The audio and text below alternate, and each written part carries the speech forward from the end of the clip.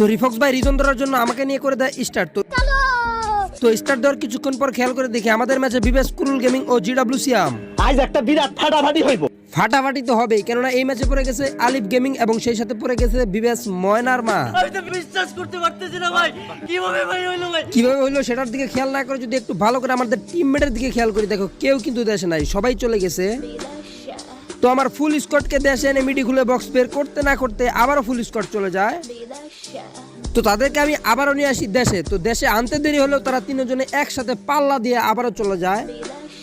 তো আমি এখানে জুনটা টাচ করে তাদেরকে আবারও নিয়ে আসি দেশে। আর এইবার গাড়িতে থাকা অবস্থায় আমাকে আলিফ গেমিং পাঠায় দেয়। কি ভাবছো বিদেশে কমু? না না ভাই, আমার পাঠাইতে পারে নাই, কারণ আমার কাছে গরুর সুই ছিল, যেটা আমার পিছনটা দিতে না দিতেই আমি আবারও জিন্দা হয়ে যাই।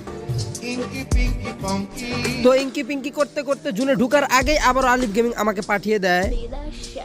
আর আমার টিমের লাস্ট প্লেয়ারটাকে চান্দের দেশে পাঠিয়েছে কুরুল গেমিং এর স্কোয়াড। আর আমরা এখন চান্দের দেশ থেকে কুরুল গেমিং আর আলিফ গেমিং স্কোয়াডের খেলা দেখবো। তো এখন বিষয় সেটা না, বিষয় হলো বাংলার বিটুকে কুরুল গেমিং কি পারবে এখন ভুয়াটা নিজের করে নিতে? তো দেখা যাক 1v3 করে ভুয়াটা নিজের করে নিতে পারে কিনা।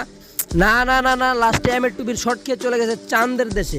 আরেকটা কথা আমি ভাই কোনোভাবেই বুঝি না, কিছু লোক আছে যারা পুরো ভিডিও দেখে কিন্তু আইডিটা ফলো করে না। কি রে ভাই, ফলো করতে টাকা লাগে? দৌড় মিয়া, ফলো করো।